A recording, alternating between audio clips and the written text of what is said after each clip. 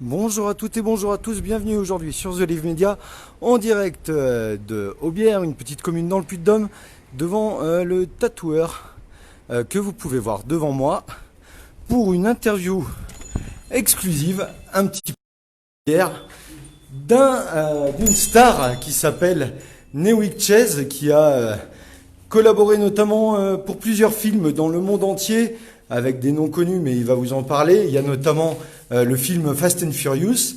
Et aujourd'hui, on a décidé de vous faire une interview aux petits oignons, rien que pour qu'il vous parle un peu du métier de cascadeur professionnel et qu'il vous parle également de son activité de tatoueur. Exactement. Salut Eric.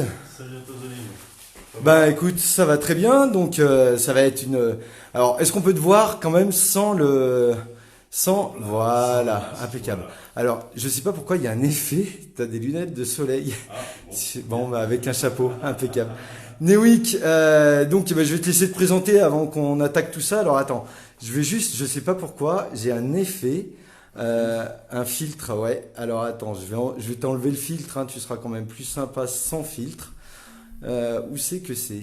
Alors, ne bouge pas. Je suis désolé pour ceux qui regardent l'interview. Voilà, un petit problème, ça arrive. Ça arrive. Bon, c'est pas grave. Donc, on va y aller tout de suite. Newick, Oui. t'es tatoueur, t'es aussi cascadeur professionnel. Cascadeur depuis 18 ans. Depuis 18 ans, t'as fait beaucoup de films notamment. J'ai Tu fait peux une nous en parler? cinquantaine de films. Alors, j'ai fait un film français Valérian de Luc Besson. J'ai fait Banlieue 13 de Luc Besson. J'ai travaillé sur Anti-Gang avec Jean Reno. J'ai fait la série, une série sur TF1, je ne me rappelle plus du nom, avec Vincent Elbaz. Qu'est-ce que j'ai fait d'autre encore? Enfin voilà, j'ai fait pas mal de films français, j'ai fait des films asiatiques, j'ai fait des films américains, Art Target 2, Triple Threat qui est sur Netflix, Buffalo Boys qui est sur Netflix.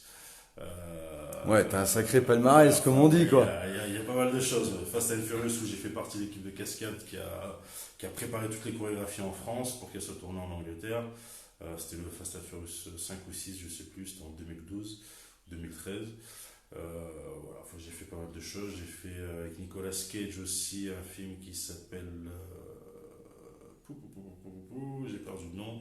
Enfin, c'est un film sur C'est ça, quand on fait trop de films, au bout d'un moment, on s'en s'en souvient rappelle plus, quoi. Et le pire, c'est que la plupart, je les ai même pas regardés en plus. D'accord. Les films que j'ai fait, je les ai jamais vus. Donc voilà. Donc tu vas pouvoir nous parler un peu de ton métier de cascadeur et puis accessoirement donc tu es tatoueur. Exactement. Alors juste pour en revenir au film, je te fais un peu de pub. Il y a un film qui va sortir Ouais. dès le mois d'octobre prochain avec Tariq Boudali, Boudali, avec José Garcia et avec Philippe Lachaud. Philippe Lachaud qui sera en salle à partir de 14 quand? octobre 2020, un film qui s'appelle 30 jours max. 30 jours max. Donc vous pouvez regarder. J'ai Hein. un petit rôle dessus avec. J'ai une scène avec José Garcia et une scène avec Philippe Lachaud et un autre acteur qui s'appelle Julien, je sais plus comment. D'accord. Et comment on passe de la cascade au monde du tatouage? Bah, je dessine depuis que je suis petit en fait, donc du coup pour moi voilà, c'était une évidence de voilà, les tableaux, ça m'intéressait pas, et vraiment pour moi ce qui fait partie de métier du dessin du 21e siècle, les tatouages, c'est ce qui est à la mode, donc du coup voilà, puis ma femme fait partie d'une famille de tatoueurs, donc je suis tombé dedans vraiment par hasard. À la base j'étais anti-tatouage en plus. Ah, t'es en bite. D'accord, ok. J'en ai pas beaucoup sur moi. Hein.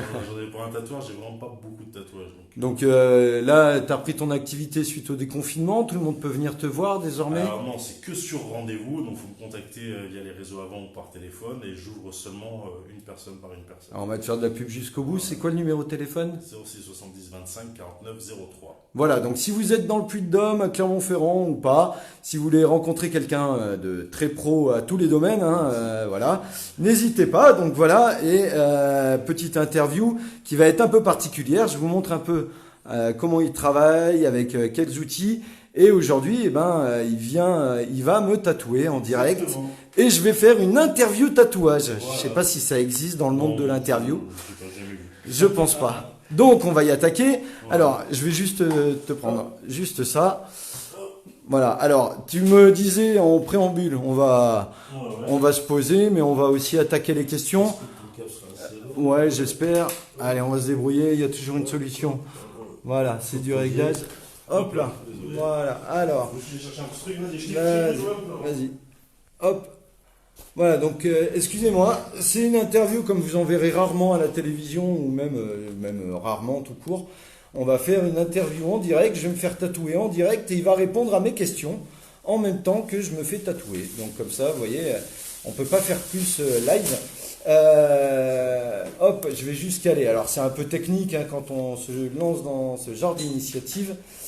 Voilà, est-ce que ça va tenir? On va dire que oui. Voilà, donc je vais vous montrer, je suis désolé, je suis obligé de me dénuder, mais ça c'est pour le métier. Première question. Dis-moi. Tu fais comme si on était en train de une interview classique. Hein. Ouais. Si tu as besoin ou pas, tu me le dis. Ouais, ouais. Première question, donc tes patrons, tu me disais quand on parlait tout à l'heure que tu avais eu beaucoup de difficultés, notamment financières. Est-ce que tu peux nous en dire plus? Ah ouais, tout simplement que dans le métier d'artisanat, si on ne travaille pas, bah, il n'y a pas d'argent qui tombe à la fin du mois, donc ça a été un peu compliqué quoi. C'était un petit peu compliqué, donc on a réussi à se débrouiller comme toujours. Hein. On tombe 7 fois, on se relève 8. Hein. Donc voilà, mais bon, ça a été, ouais, c'était un petit peu compliqué. Après, il y a eu l'aide du gouvernement qui a aidé un petit peu, mais bon. Alors quand tu dis ça a aidé un petit peu, attends, je vais juste reprendre ça pour le son surtout. Ouais. Je vais te demander de parler un peu fort, je suis désolé. Désolé. Pour les aides, alors qu'est-ce que tu as eu le droit toi en tant que tatoueur J'ai eu notamment? le droit à l'aide de 1500 euros. 1500 euros, d'accord?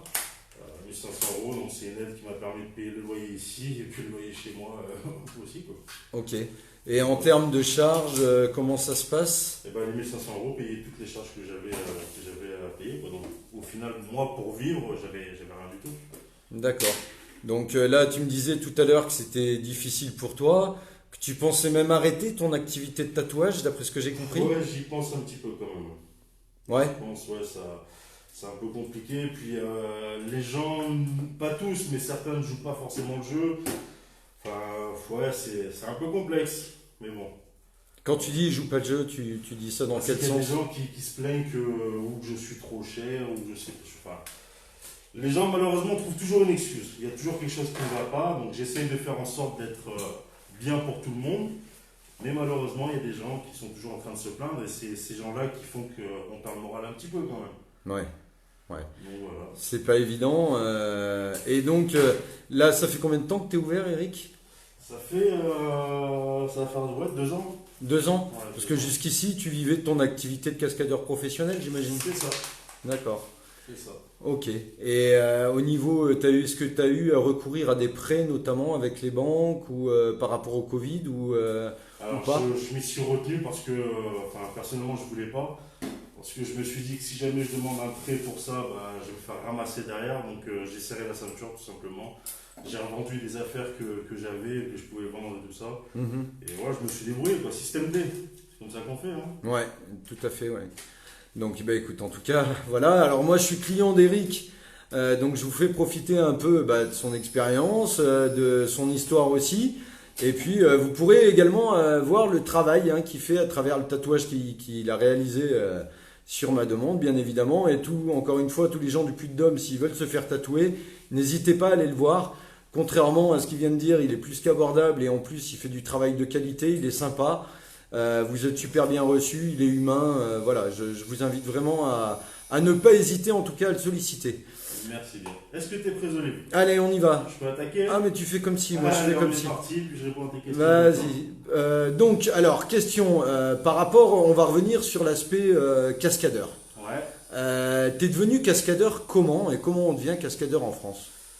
Alors, à la base, j'étais sportif de haut niveau quand j'étais jeune. Je faisais du karaté quand j'étais plus jeune.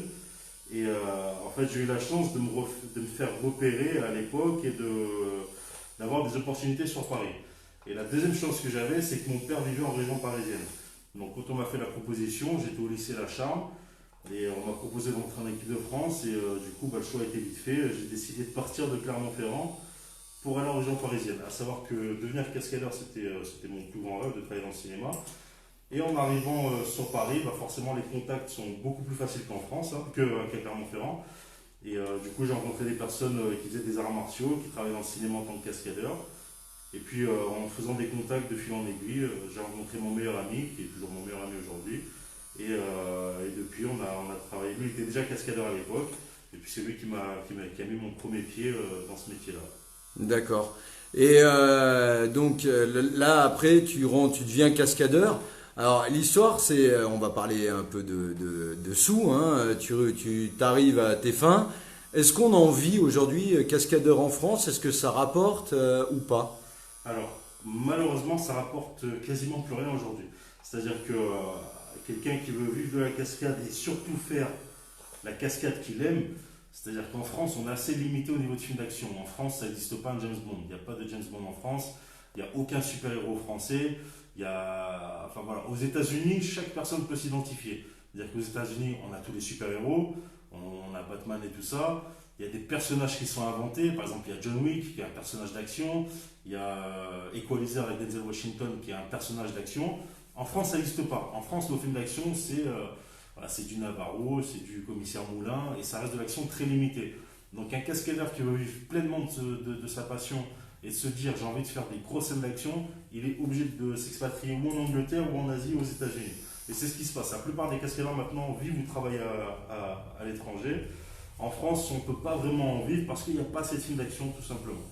Pourtant, l'industrie du cinéma, elle est quand même réputée pour avoir un certain nombre de moyens. Enfin, je dirais, elle pèse quand même à l'international, non? À l'international, elle pèse, mais la France, on fait que des films d'auteur. On n'est pas reconnu en France pour être un pays de films d'action. À part Luc Besson qui a fait des films d'action, mais Luc Besson c'est un film d'action tous les 3 ou 4 ans. Donc si on attend ça pour pouvoir nourrir sa famille, malheureusement, on ne peut pas. T'as déjà collaboré sur des films de Luc Besson, justement? Oui, j'ai fait Banlieue 13 de Luc Besson, j'ai fait, comment il s'appelle Valérian qui est sorti en 2016. Ouais, j'ai déjà travaillé 2-3 fois avec le transporteur, avec Luc Besson aussi, j'ai fait. Donc oui, j'ai déjà travaillé 3-4 fois avec lui. Et le conseil que tu pourrais donner à des gens qui font des arts martiaux ou qui pourraient être intéressés par une carrière dans le cinéma, par rapport à ton expérience, qu'est-ce que tu pourrais leur donner? Alors moi à mon époque il n'y avait pas de réseaux sociaux, il n'y avait pas de facilité de se filmer comme aujourd'hui. Donc ce que je dirais aux gens c'est de prendre un téléphone ou une petite caméra puis se filmer en train d'essayer de faire des scènes d'action et puis de les publier sur les réseaux sociaux. C'est ce qui marche aujourd'hui, hein. Donc aujourd'hui c'est beaucoup plus facile de se faire un nom grâce aux réseaux sociaux qu'à mon époque. À mon époque il n'y avait pas tout ça, donc il fallait aller sur Paris, il fallait faire son petit nom et c'était assez compliqué, quoi. Et globalement, donc, l'industrie, on a bien compris, du cinéma en France, c'est pas du tout la même qu'aux États-Unis ou qu'ailleurs. T'as déjà pensé à quitter la France pour réussir mieux? Alors je l'ai fait déjà, je suis parti vivre quasiment 4 ans en Asie, en Thaïlande exactement, je vivais à Bangkok parce que je faisais beaucoup de films d'arts martiaux et je vivais très très bien là-bas, j'avais un style de vie que je n'aurais jamais en France et je suis rentré en France tout simplement pour des raisons familiales. D'accord. Sinon je serais encore en Asie à l'heure d'aujourd'hui ou aux États-Unis. T'as le sentiment qu'on aide les patrons aujourd'hui en France? Ouais. Les patrons ou les gens qui veulent... c'est marrant, je fais le parallèle avec ce que tu viens de dire entre les cascadeurs. Tu dis finalement ils sont mieux payés ailleurs, donc ils vont ailleurs, hein, si j'ai bien compris. Ça me fait penser un peu aux chercheurs, quelque part. C'est la même chose. C'est exactement la même chose, c'est-à-dire que en France, on a énormément de personnes de talent, mais on s'en occupe pas. Et du coup, c'est les autres pays qui se rendent compte de ça et qui viennent les chercher. Par exemple, la plupart des chercheurs en France, c'est des Américains ou d'autres sociétés basées à l'étranger qui veulent des chercheurs français pour travailler pour eux. Parce qu'en France, ou ils ne sont pas payés à leur juste valeur, ou on ne les écoute pas, ou voilà, quoi. Et la plupart du temps, malheureusement, c'est une question financière. Quelqu'un qui sera l'un des plus grands chercheurs en France ne touchera pas la même chose qu'un chercheur lambda aux États-Unis, par exemple. Ouais. Et tu arrives à comprendre que les gens puissent justement en avoir un peu marre de ce qui se passe par rapport à tout ça. On a l'impression on freine les innovations, on freine le talent. C'est quoi ton sentiment par rapport aux événements actuels? Ah bah, on freine tout, hein. Ça c'est sûr que en France il y a énormément de talent. Dans n'importe quel corps de métier, on a tout ce qu'il faut en France. On a vraiment vraiment tout ce qu'il faut. Le seul souci c'est que j'aime pas trop parler de politique, mais les gouvernements ne m'écoutent pas et se soucient malheureusement que des sociétés étrangères. C'est-à-dire qu'aujourd'hui en France, par exemple, on aura un ingénieur informaticien qui, au lieu de s'investir dans son pays, de créer le nouveau réseau social international ou quoi que ce soit, bah, il va être embauché par Facebook dans la Silicon Valley et il va se barrer là-bas. Alors qu'en France, on aurait pu se servir de ce mec-là, mais on va lui dire écoute, tu es tellement intelligent qu'on va te payer 1150 euros. Et à côté de ça, tu as les Américains qui vont lui dire écoute, pour nous, tu es tellement intelligent qu'on va te payer 6 000 dollars par mois. Bah, la réponse, elle est vite faite, on se barre. Donc, nous, en France, on n'est pas assez aidé au niveau du travail, le gouvernement n'est pas assez, quoi. Toi qui connais bien les États-Unis, puisque tu y as beaucoup travaillé, Ouais. par rapport aux événements actuels, notamment le racisme, alors en plus tu es noir, hein, Ouais. qu'est-ce que tu peux en dire? Tu l'as déjà subi aux États-Unis, comme on le voit nous sur nos télés françaises? Alors, je pense que j'ai pas vécu assez longtemps aux États-Unis pour le vivre. J'ai eu une fois une réflexion, bon, c'était pas vraiment méchant, bon, c'est juste qu'on m'a dit que j'étais pas assez noir pour être un Africain. On m'a dit je suis un Mexicain, je suis pas un Africain. Alors que non, voilà, ma mère est de Côte d'Ivoire, je suis né en Côte d'Ivoire, je suis vraiment un Africain. Après, le racisme en lui-même envers la police, j'ai pas vécu assez longtemps aux États-Unis pour le vivre. Donc ça, voilà, là-dessus, je pourrais pas dire. Après, ce qui se passe là-bas, c'est fou, quoi. C'est vraiment, vraiment fou. T'as eu des nouvelles par rapport à des gens que tu connaîtrais là-bas ou que par les médias? J'ai beaucoup d'amis qui vivent là-bas. Bon, ils sortent pas de chez eux, ils restent enfermés parce qu'il bon, y a des manifestants qui sont un peu partout, quoi. Ouais, c'est vraiment l'insurrection générale apparemment. Ah oui, oui, vraiment, vraiment. Après, je pense qu'il le faut, hein. Ouais. Je pense qu'il y a un moment où le peuple, que ce soit aux États-Unis ou ailleurs, hein, il y a un moment où faut se rebeller, quoi. Il y a un moment où il faut arrêter de nous prendre pour des imbéciles et montrer que voilà, le peuple aussi existe et que le peuple ne dépend pas forcément que du gouvernement et que le gouvernement dépend du peuple. Moi, je le vois plus dans ce sens-là. Ouais, normalement, c'est comme ça que ça devrait découler, Voilà. théoriquement. Moi, je le vois comme ça. Et par rapport aux événements à Paris, cette fois, par rapport à Justice pour Adama, Ouais. où ils dénoncent, bon, bien sûr, ils défendent le cas Adama Traoré, mais au-delà de ça, ils dénoncent le racisme dans la police, le délit de sale gueule, etc. Toujours pareil, toi, bon, moi je suis blanc, toi t'es noir, mais par rapport à ton expérience en France, tu le perçois comment, ce type de débat-là? Alors, moi, c'est un débat assez compliqué parce que j'ai de la famille qui travaille dans la police, enfin dans la gendarmerie plus exactement. En ce qui concerne l'affaire Adama Traoré, alors peut-être que je vais me faire lyncher, hein.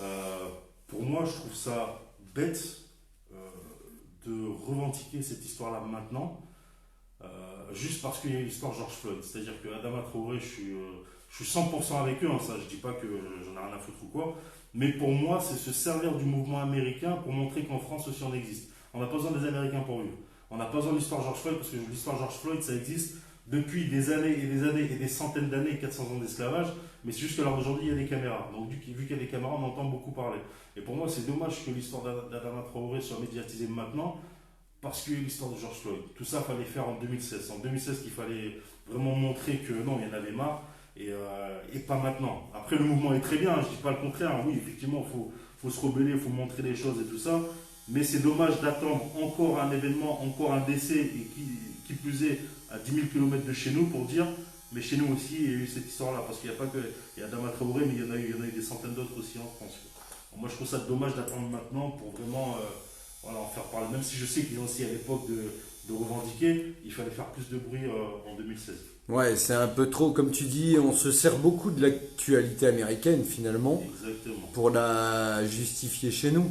C'est ça. Parce que le cas d'Adama Traoré, ça fait un moment qu'on en entend parler, il n'y avait pas non plus des milliers de gens dans la rue. Exactement. Et là, l'émotion générée par l'affaire George Floyd a poussé les gens à sortir, mais il n'y aurait pas eu ça. Je ne suis pas persuadé qu'on reparlerait d'Adama Traoré, en sachant qu'il y a aussi l'affaire Steve Canisso, qu'il y a l'affaire Wissam El Yamni, qu'il y a l'affaire Zineb, qu'il y a pas mal d'affaires aussi qu'on oublie quelque part. C'est un côté, moi, en tout cas, perso, que je trouve un peu dérangeant. Soit on parle de tout le monde, mais on ne peut pas se servir d'un nom pour en faire un porte-drapeau ou un étendard. C'est ça. Hein ok. C'est ça. Et par rapport, donc, on a parlé de ce qui se passe aux États-Unis, on a parlé de ton métier de cascadeur. Comment, t'as des enfants? Oui. Et par rapport à ton recul, tu souhaites... qu'est-ce que tu souhaites faire à l'avenir vraiment pour essayer de les préserver un maximum de tout ça? Alors moi personnellement je ne les préserve pas du tout. C'est-à-dire que je donne une éducation très très très transparente à mes enfants. C'est-à-dire que je ne leur cache pas la vérité. Ma fille a 11 ans, mon fils a 9 ans, et on a eu une grande conversation au sujet de George Floyd. Je leur ai pas montré la vidéo, mais je leur ai montré des choses qui se passent parce que j'ai pas envie de faire croire à mes enfants qu'ils grandissent dans le monde des bisounours. Mes enfants sont au courant de tout ce qui se passe et je sais que psychologiquement pour eux, ça peut peut-être être dur maintenant, mais je sais que dans leur avenir, ils seront très forts psychologiquement et voilà, ça les étonnera pas de voir qu'il y a des choses comme ça qui se passent dans la rue et j'espère qu'ils sauront comment réagir si jamais ça leur arrive. Tu restes optimiste Alors, par rapport à ce que tu vois, par rapport à ce que tu perçois, est-ce que tu restes optimiste ou pas par rapport à la situation, on va dire? il y a Tupac qui disait dans une chanson Changes, We aren't ready to see a black president. On n'est pas prêt d'avoir un président noir. Les Américains l'ont eu, pour moi ça n'a rien changé du tout. En France, je pense qu'on n'aura pas de président avec des origines maghrébines, africaines ou chinoises ou peu importe avant une centaine d'années. Donc je suis optimiste, mais quand ça arrivera, je ne serai plus de ce monde-là. Ouais, je pense que je ne serai plus de ce monde-là non plus. Hein. On sera tous les deux, t'inquiète pas. Voilà. Enfin, on ne sera pas que tous les deux d'ailleurs. Ok, bon, bah, je te remercie un peu pour l'éclaircissement sur l'actualité, sur un peu ton histoire. On va revenir maintenant au troisième sujet, on va dire, qui est le tatouage. Ouais.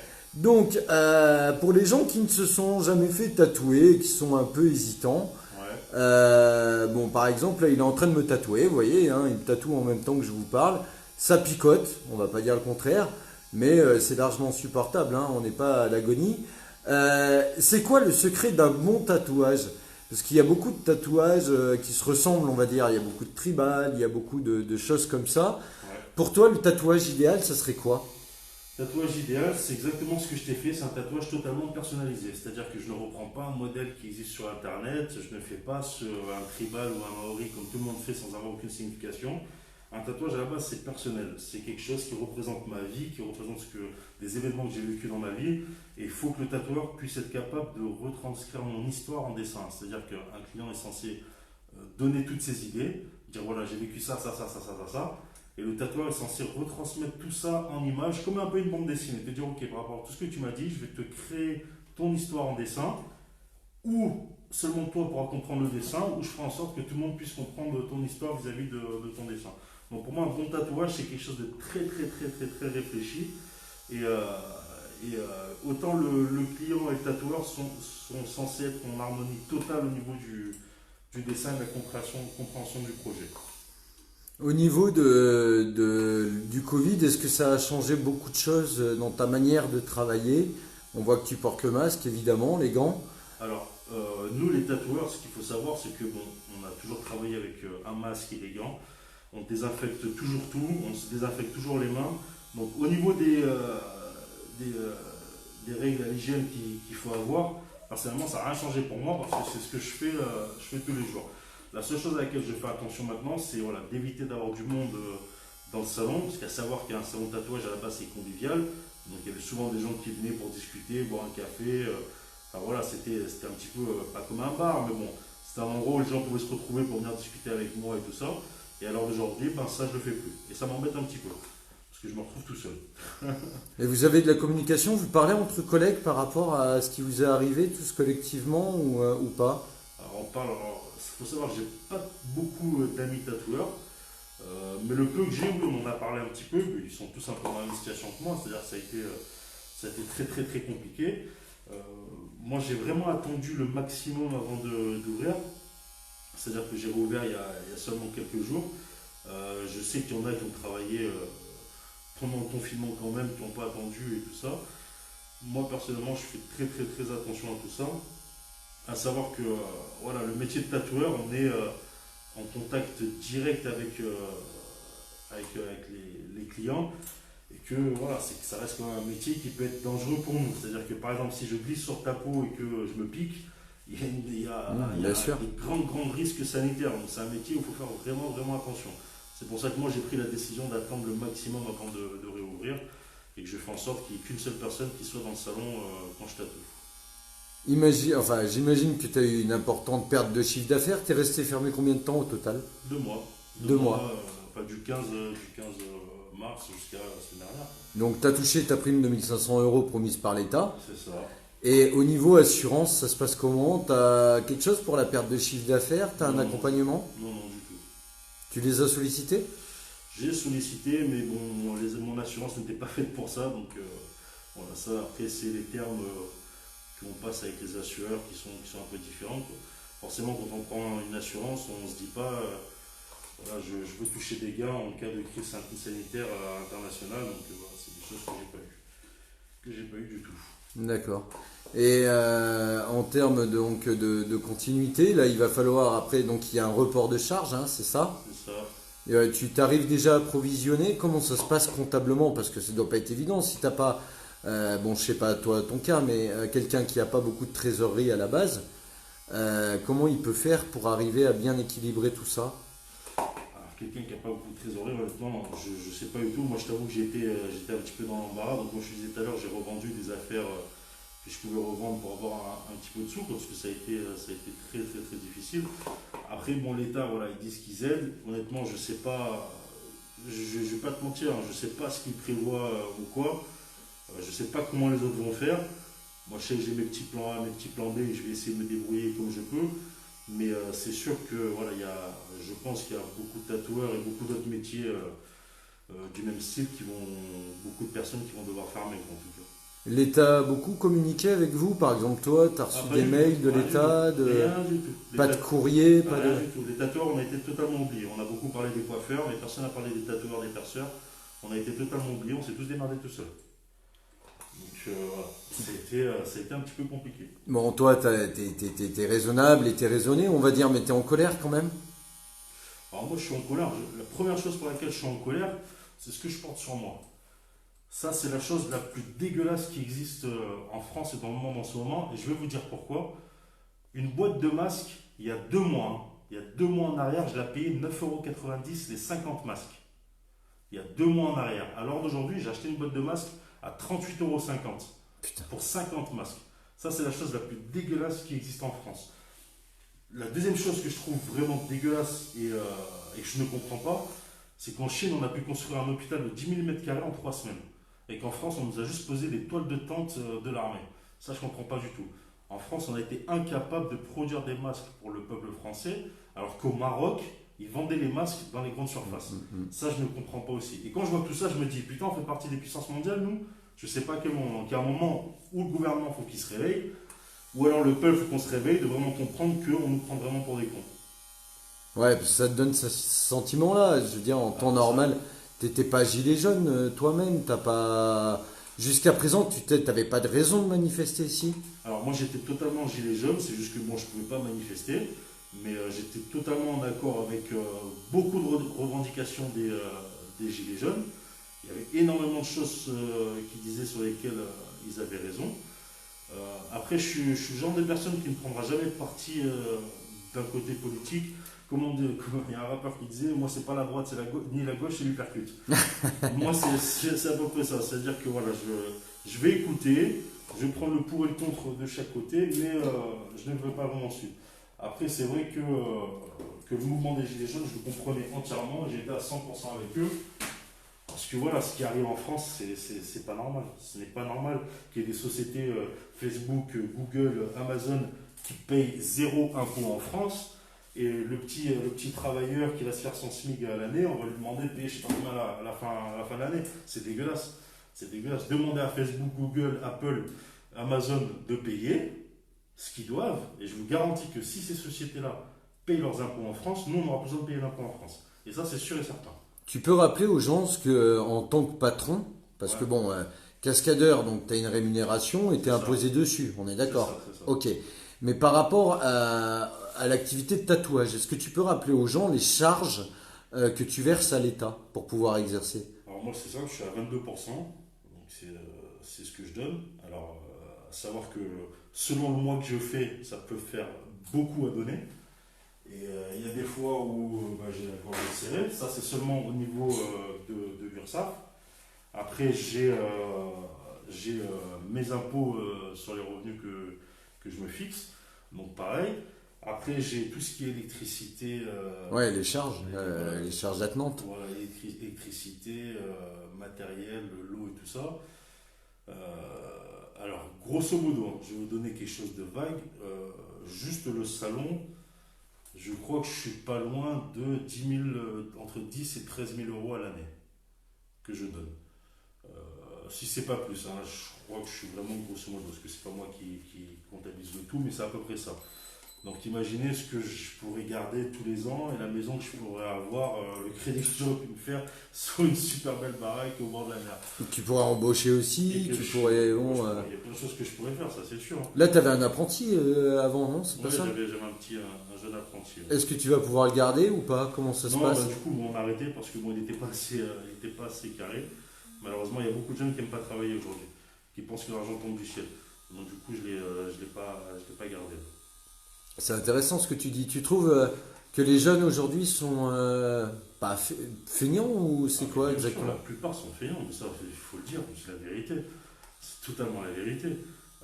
Moi, pour donner le petit exemple, enfin voilà, alors d'aujourd'hui, qui va se plaindre de gagner de l'argent en dessinant, honnêtement? On se fatigue pas. Alors après, oui, on a des petits mots, on a mal au dos, on a mal aux yeux, ça je veux bien entendre. Mais moi, j'ai travaillé dans la manutention quand j'étais plus jeune. Enfin, voilà, ça c'est le genre de métier où tu te casses le dos. Quand tu es déménageur, quand tu es plâtrier peintre, c'est vraiment des métiers où tu souffres. Alors d'aujourd'hui, un jeune, quand il finit l'école, il n'a pas envie de faire tout ça. Il n'en a rien à foutre du plâtrier peintre. Voilà, les jeunes d'aujourd'hui, ce qu'ils veulent, c'est je vais faire de la télé. Je vais faire de la télé-réalité, je vais faire du placement de produits sur les réseaux sociaux, et voilà, c'est tout ce qu'ils veulent, les petits jeunes. Tu crois? Ouais, donc c'est un peu l'image du jeune qui passe son temps à se mettre en selfie, en scène, qui se vend un peu, des fois j'ai envie de dire comme un paquet de lessive, quoi, quelque part. Bah, il y a juste à se connecter sur les réseaux sociaux pour comprendre ce que je dis, c'est tout. Connectez-vous sur Instagram et vous verrez ce que je dis. On vit dans une société, ce que j'appelle le Truman Show, moi. Je ne sais pas si vous connaissez ce film avec Jim Carrey, Si, Truman bien Show. sûr. Ouais. Voilà, c'est la société dans laquelle on vit aujourd'hui. C'est-à-dire que tout n'est que du numérique.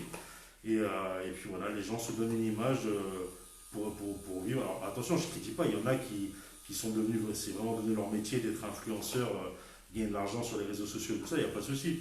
Mais malheureusement, beaucoup de jeunes d'aujourd'hui, à cause de ce qu'on voit à la télé, se disent ah ben moi je vais faire que ça. Je fais des vidéos sur les réseaux sociaux, et puis je gagne de l'argent, et puis la vie est belle, quoi. Mais ça marche pas comme ça. Ça marche pas comme ça. Et on rappelle quand même ces jeunes-là, c'est les futurs adultes ou vieux de demain, quoi, plutôt. C'est exactement ça. T'es inquiet par rapport à eux? Parce que ce que tu dis, je le partage. Je Ouais. trouve qu'aujourd'hui, on est vraiment dans la société du paraître et qu'on ne dit pas la vérité aux jeunes sur le fait que ça va être de plus en plus difficile et qu'il va falloir, malheureusement pour ces générations-là, mettre les bouchées doubles. Et on a le sentiment parfois qu'ils sont comme une sorte de naïveté quelque part. Ça t'inquiète, toi, personnellement, qu'il y a des enfants? T'en as combien des enfants d'ailleurs? J'en ai deux, Ils ont quel âge? 9 et 11. 9 et 11. Et ça t'inquiète, toi, par rapport à eux? Alors, moi, j'essaie de vraiment leur faire travailler en leur disant qu'on n'a rien sans rien. Je sais que bon, des fois, je suis ouvert le dimanche, et des fois, c'est ou ma fille ou mon fils qui viennent m'aider à travailler au salon. Et quand ils sont ici avec moi, alors, je leur demande de servir des cafés aux clients ou de nettoyer quand je suis occupé à faire quelque chose d'autre, et je les paye. Alors, je les paye. Attention, hein, je leur donne une petite pièce, un petit peu d'argent de poche, mais tout ce que je veux, c'est leur faire comprendre qu'on n'a rien sans rien. C'est-à-dire que s'ils viennent ici et qu'ils ne font rien du tout, ils n'auront rien du tout. S'ils viennent ici en me disant papa, dimanche j'ai envie de travailler parce que j'ai envie de gagner 5 ou 10 € pour m'acheter un Lego, ça pour moi ça va avoir l'argent. C'est-à-dire que mes enfants savent qu'il faut travailler pour pouvoir s'acheter quelque chose de derrière. Donc j'espère que voilà, qu'ils vont bien comprendre cette notion-là. Ouais, espérons-le, hein, effectivement. Espérons-le. Est-ce que tu as peur qu'il y ait beaucoup de fermetures de boutiques similaires à la tienne ou d'autres? Est-ce que toi-même tu as peur d'arriver à un moment où tu peux plus, quoi? Ah mais ça c'est sûr, mais je pense qu'il y en a déjà pas mal qui ont fermé. Et après, moi comme je disais, hein, je sais pas si je vais continuer mon activité très longtemps en tout cas. Il y a un moment où, voilà, faut. Alors après, c'est un choix personnel parce que j'envisage de retourner vivre à l'étranger. Mais et peut-être que je ferai cette activité-là à l'étranger. Après, je sais pas du tout, hein. Ouais, ce qui n'est pas possible ici est possible ailleurs. Un tatoueur peut le faire n'importe où Exactement. dans le monde, ouais. Exactement. Mais après, voilà, je pense que le fait d'avoir voyagé très jeune m'a fait ouvrir les yeux sur plein de choses. Après, c'est un choix personnel, hein. Je ne suis pas en train de dire j'aime pas la France, je déteste mon pays. Je vous le rappelle, j'ai représenté mon pays à l'international. J'aime la France. C'est juste que le gouvernement et la vie aujourd'hui fait que je me sentirais peut-être mieux à l'étranger. Mais je suis un très grand patriote. J'ai été invité plusieurs fois à l'Elysée sous la présidence de Chirac. Donc voilà, c'est pas, je ne suis pas anti-France, anti-quoi que ce soit, hein. Tu as eu l'occasion d'aller voir Chirac donc à l'Élysée, c'est ça? Ouais, j'ai été invité 2 fois à l'Elysée. Par rapport à des films? Non, non, du tout par rapport au sport, quand j'étais sportif de haut niveau. J'ai rencontré Nelson Mandela à l'époque, quand j'étais invité par le président Chirac. Alors, attends, j'ai peut-être une photo dans mon téléphone, je vais te montrer. Et alors l'Élysée, alors, puisque ça, finalement, ils sont que locataires de l'Élysée, les C'est ça. présidents, on C'est est ça. les propriétaires. Ça fait quoi la première fois que tu vas à l'Élysée et que tu rencontres tout ce beau monde? Bah, c'est impressionnant. Ils sont aussi. Est-ce que l'image que tu as d'eux dans l'intimité hors caméra est la même que celle quand on les voit devant une caméra? Bon, pour moi, ils jouent tous un rôle, hein. Ils jouent tous un rôle, c'est-à-dire que voilà, il y a les caméras, qu'il n'y ait pas de caméra ou de caméra, ils font toujours attention, ils sont toujours dans le paraître. Il faut toujours faire attention à l'image que je vais mettre. Et, ouais. Ouais, ils sont pas plus naturels quand Non, ils sont. non. En D'accord. tout cas, moi, je ne le vois pas comme ça. Bon, je sais, j'avais une photo, je sais pas, est-ce que je l'ai mis. Alors je mettrai des photos hein, pour vous montrer un peu le travail de Newick, hein. Newick, c'est son nom de scène. Voilà. Newick Chase, il est connu dans le monde entier. Il a fait des films partout dans le monde avec les grands acteurs. C'est assez impressionnant quand on voit les photos d'ailleurs. Il y en a une que j'aime beaucoup, c'est avec, comment il s'appelle, de la ligne verte. Michael Clark Duncan. Voilà, qui est un acteur pour moi absolument extraordinaire. Mais voilà, et il a été sportif de haut niveau, donc il a représenté la France. Aujourd'hui, bon, il est tatoueur parce que c'est sa passion et il voulait aussi en vivre, hein, forcément. Ça devient compliqué. Et pour résumer ce que tu viens de dire, donc si tu devais quitter la France, c'est pas parce que tu ne l'aimes pas, mais parce que tu trouves qu'on ne va pas dans la bonne direction, quoi, C'est quelque ça, part. c'est exactement ça, t'as tout dit. Ouais. C'est exactement ça. Bon. Et tu donnerais le conseil aux gens de partir parce que moi-même j'envisage de partir hein, aujourd'hui. Je vais pas, je l'ai jamais caché non plus. Est-ce que tu penses que finalement il y a des gens qui disent ah mais vous partez, vous fuyez, vous nous abandonnez. Qu'est-ce que tu aurais envie de répondre à ça? Alors moi je leur dirais, avant de dire que c'est nous qui vous abandonnons, parlez à LVMH, que c'est Leclerc et tout ça, que c'est eux qui vous abandonnent. Parce que c'est ces grosses sociétés françaises-là qui, eux, sont les premiers à partir. Pour moi, une personne lambda en France qui décide de partir vivre à l'étranger, elle abandonne pas les autres, hein. Qu'est-ce que je peux apporter de plus? Parce que je veux dire, j'ai pas des millions. Si encore je faisais partie des plus grandes fortunes françaises et que je décidais de tout délocaliser en Belgique ou au Luxembourg ou en Suisse. Attends, excuse-moi. Ouais, je t'en prie. Voilà, donc c'est les aléas du direct, hein, parce qu'il y a quelqu'un qui rentre dans la boutique. Donc il a accepté Newick, Eric, c'est pas que mon tatoueur, c'est aussi un ami. Donc vu le palmarès de sportif de haut niveau et vu le palmarès cinématographique d'Eric, faisant du média, je pensais que c'était intéressant de parler de différents domaines, parce qu'on a parlé bon, de sa partie sportive, cascadeur, là tatoueur. Je vous montrerai des photos du travail qu'il réalise. Vous pouvez le contacter, hein, il redonnera son numéro de téléphone portable si toutefois vous êtes intéressé et je vous montrerai factuellement quel est son travail. Donc là, on fait de l'interview en direct, mais il est aussi commerçant, donc il reçoit les clients. Là, vous voyez, c'est son petit labo. Hein, je vous montre aussi en attendant bon, comment ça se présente. Alors, il met le dessin, il dessine d'abord manuellement, ensuite il le numérise et ensuite il l'imprime sur un calque et il pose le calque sur la peau et en fonction du calque, il repasse après pour faire la petite impression et on est en train de faire une interview, je pense qu'il ne doit pas exister beaucoup ce type d'interview honnêtement. Non, je pense pas.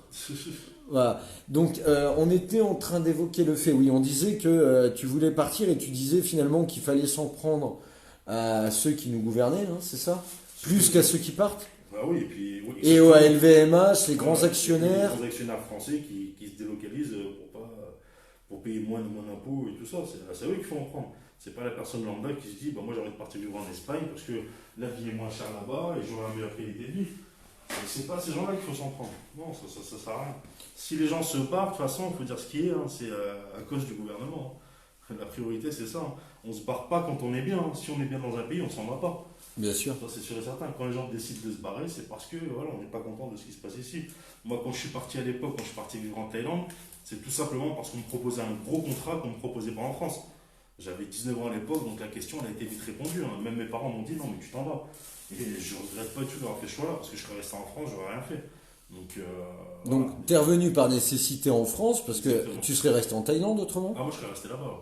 Mon meilleur ami est resté là-bas, lui. Ça fait plus de 15 ans qu'il vit là-bas. Comment ça se passe quand on est français? Tu parlais pas thaïlandais quand tu es Quand parti? je suis parti, je parlais pas thaïlandais ni anglais. Maintenant, je parle thaïlandais et anglais couramment. Tu as appris rapidement à parler la langue? L'anglais, ça m'a mis 2 mois et demi à peu près. Le thaïlandais, j'ai dû mettre 6 mois à peu près pour vraiment maîtriser la langue. Alors, je l'ai perdu un petit peu aujourd'hui parce que je ne le pratique plus du tout. Mais oui, à l'époque, oui, ça m'a pris à peu près 6 mois pour parler thaïlandais. Et c'est des cultures totalement différentes, diamétralement différentes des nôtres. Ça, totalement. Tu peux en dire quoi de ton expérience? C'est intéressant ça aussi, de ton expérience en tant qu'habitant de la Thaïlande. Ah bah, honnêtement, la Thaïlande, pour moi, mes voisins sont partis il n'y a pas longtemps là, et je leur en parlais souvent. Et quand ils sont revenus de Thaïlande, ils sont revenus juste avant le Covid. Et ils m'ont dit clairement, ils m'ont dit c'est le plus beau pays qu'ils ont jamais visité de leur vie. Et d'ailleurs, quand ils étaient en séjour là-bas, ils ont réservé pour l'année prochaine. Donc pour dire à quel point ils se sont sentis bien là-bas, ils m'ont dit tout ce que tu nous as décrit du pays, on l'a vécu là-bas. C'est-à-dire que les gens, enfin voilà, ils profitent de la vie comme ils peuvent, ils se plaignent pas comme on pourrait se plaindre en France, alors qu'on vit quand même beaucoup mieux que beaucoup de gens là-bas. Et puis il y a une phrase qu'on dit en Thaïlande, c'est Jayan Yen, c'est-à-dire garde le sang-froid. Et pour eux là-bas, garde le sang-froid, c'est faut relativiser. Ok, il y a des problèmes aujourd'hui, c'est pas grave, il n'y en aura pas demain. Et s'il y en a demain, bah, c'est pas grave, on les prend comme ils viennent, et puis il y aura un jour où forcément le soleil se lèvera, puis tout ira bien. Donc c'est ce que j'ai appris, c'est la philosophie de vie que j'ai appris en Thaïlande, c'est-à-dire quand il y a un problème, bah, ça fait chier, mais il faut se dire que bah, voilà, après la pluie vient le beau temps, c'est ce que je dis tout le temps. Donc voilà. Et par rapport à l'accueil, quand on est immigré en France, souvent on se plaint de l'accueil des Français. Quand tu arrives là-bas, tu es un peu... je veux dire, tu arrives, tu as de l'argent, beaucoup plus qu'eux, hein, parce que Ouais. je rappelle que c'est quand même un pays relativement pauvre, la Thaïlande. Ouais. Il y a beaucoup d'Occidentaux, il y a beaucoup de touristes qui flambent devant eux, hein, quelque part. L'accueil de ces gens-là, est-ce qu'ils sont accueillants? Est-ce que ça les fait chier? Comment ils le perçoivent en règle générale? Alors les Thaïlandais sont un peuple très très très très très accueillant et très très très très très tolérant. Mais pour eux, à partir du moment où tu ne respectes pas le peuple, leur façon de vivre ou leur tradition, bah, là tu te mets des millions d'habitants à dos. Mais c'est vraiment un peuple super accueillant. C'est-à-dire que tu peux arriver là-bas, tant que tu as du respect, tout se passera bien. Après, j'ai vu des choses devant moi, des personnes qui sont venues faire la fête en Thaïlande et faire un peu n'importe quoi. J'ai vu des gens se faire massacrer devant moi. Massacrer à coups de batte de baseball, j'ai vu des gens prendre des coups de couteau parce qu'ils ne respectaient pas les Thaïlandais. Donc moi je pars de ce principe-là, c'est que tu vas chez eux, tu respectes, tu viens pour 2-3 semaines, voire un mois, respecte, viens pas pour foutre la merde. Quoi. Parce qu'eux, ils accueillent énormément bien. Vraiment, vraiment bien. Bon, on a beaucoup à apprendre d'eux finalement. On a énormément à apprendre des Thaïlandais. Moi, personnellement, le port du masque, c'est quelque chose que je faisais déjà il y a 15 ans en arrière. Hein. Il y a 15 ans en arrière, quand je marchais dans la rue, je portais un masque quand j'étais en Thaïlande. Parce que ça fait partie de la culture asiatique. En Thaïlande, on ne se serre pas la main. Donc quand je voyais pendant le confinement, lavez-vous les mains, évitez le contact, serrage de main et tout ça, c'est pas quelque chose qui m'a choqué, parce que c'est quelque chose que j'ai vécu il y a 15 ans en arrière en Thaïlande. En Thaïlande, pour dire bonjour, on fait ça, ce qu'on appelle le wai.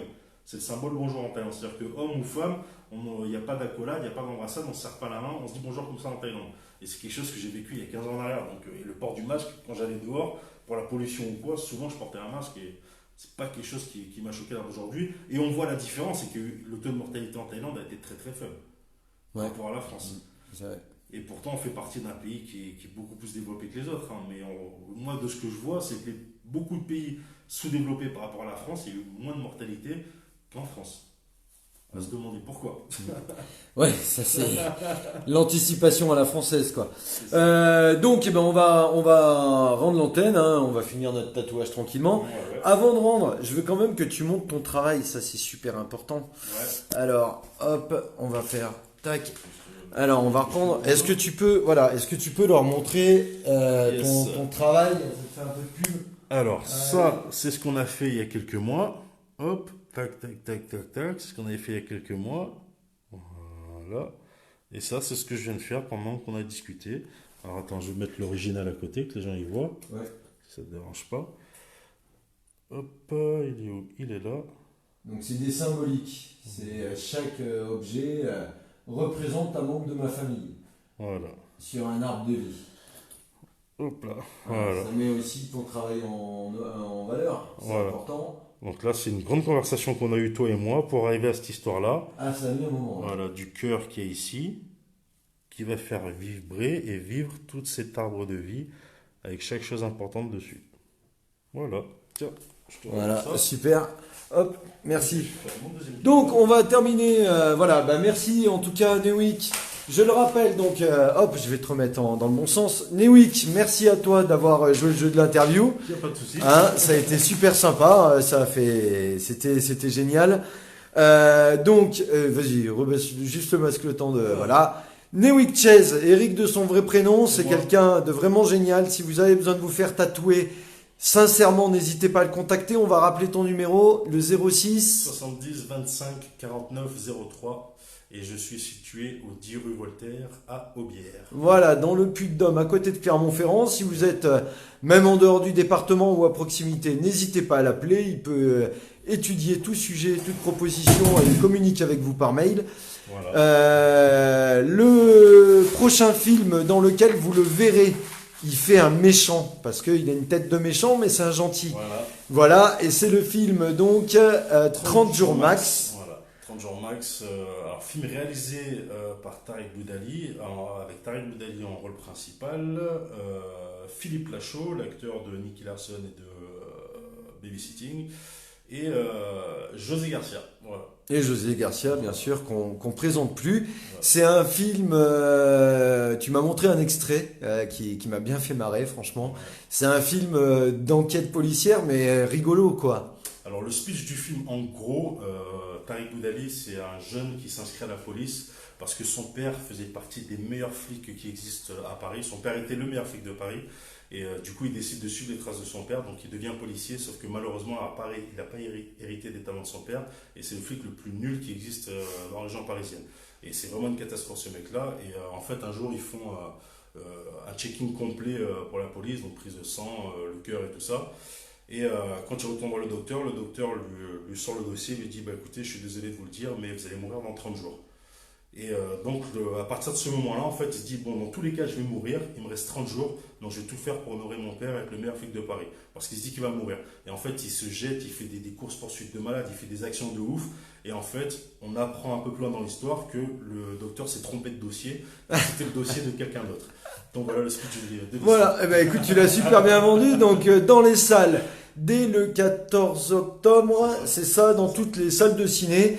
30 jours max, vous pouvez déjà commencer à vous renseigner sur Google et vous verrez le méchant qui est là devant moi, qui une fois que j'aurai éteint la caméra va me plier en trois. Non, je déconne, il est vraiment super. Et voilà, je voulais lui faire un petit coucou, un petit clin d'œil. C'est pas tous les jours qu'on se fait tatouer par des stars. Voilà, Moi j'ai cette chance-là, c'est la star dans le cinéma et dans les tatouages, ça tombe bien. Donc n'hésitez pas à aller voir ce film, à communiquer, à regarder. Et encore une fois, si vous avez besoin de tatouages, n'hésitez pas, une seule adresse, c'est vraiment là que ça se passe. C'est le nom de ton institut, c'est Taimelia Institut Tattoo. Taymelia. Taimelia. Taimelia, voilà. Eric, merci beaucoup. Merci à toi, Jean-Yves. Et puis on va se reprendre, on va se faire maintenant ce qu'on a à faire. Merci à toutes et à tous d'avoir suivi ce live. J'espère que cette interview un peu atypique vous aura intéressé. N'hésitez pas à partager autour de vous, n'hésitez pas à parler du travail, aussi bien du sien que du mien d'ailleurs. Et puis on vous souhaite en tout cas collectivement une bonne journée. Ciao. À plus.